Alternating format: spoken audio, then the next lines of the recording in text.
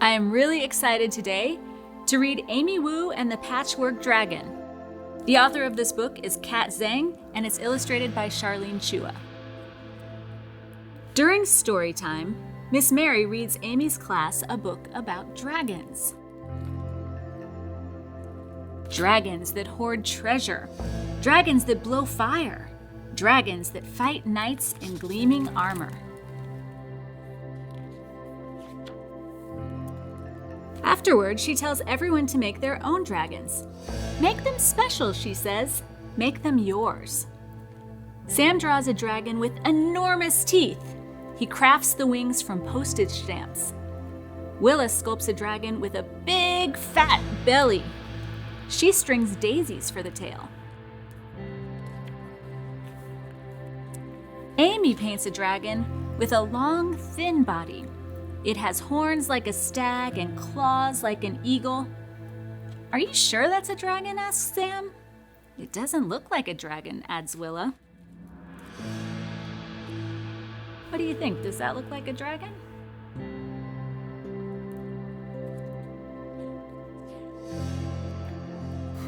Amy says. Maybe they're right. Amy scribbles with her pencil and doodles with her crayons. She glues beads to the paper and some to her hair. Bits of dragons emerge. Dragons with shiny green scales, dragons with leathery wings. They look great. They look just like the dragons in Miss Mary's book, but none of them work. None of them feel quite right. These dragons are not the dragons that Amy wanted to make. Time to clean up, says Miss Mary. I'm not done, cries Amy. The rest of the class put their dragons on the show and tell table, but there's nothing from Amy. Nothing at all. Willa and Sam come over after school, but Amy can't even smile. Oh dear, says Amy's grandma, why the sad face? So Amy tells her. Her grandma gets a twinkle in her eye. Come, she says, let me tell you a story. She tells them about dragons that bring down the rain, dragons that are wise and just, dragons that fly without wings. Amy runs to the attic. She remembers where she got the idea for her dragon. She pulls out something red and yellow, something with a big fat snout and golden horns. A dragon, gasps Sam and Willa. A dragon, agrees Amy.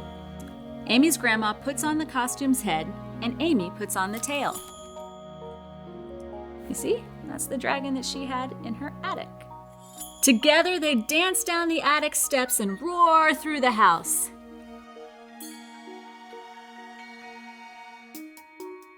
Maybe you can bring it to school, says Sam. Please, please bring it to school, begs Willa. Says Amy.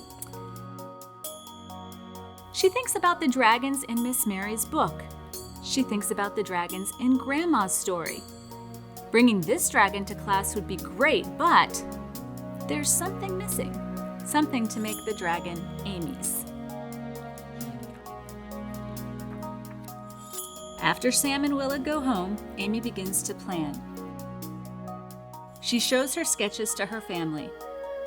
Will you help me? She asks. They measure out fabric and cut it into shape. They carve a cardboard frame and fasten the cloth. Amy knots together 3 silk scarves. Then she adds some beads and some glitter and a little more glitter, just because. Ready? Asks Grandma. Amy takes a deep breath. Ready, she says.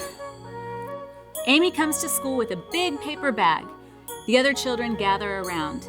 Is it your dragon? Asks Willa. Show us, cries Sam. Amy puts on the dragon's head. She invites Willa and Sam beneath the dragon's tail. Together they dance through the classroom and roar between the desks. Everybody cheers. Miss Mary laughs so hard she can't even breathe. Amy's dragon is red and yellow. It has a big fat snout and golden horns.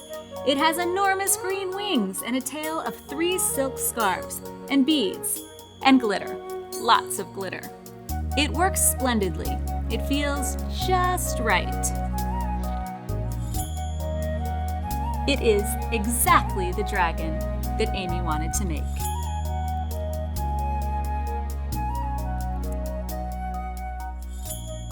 The end.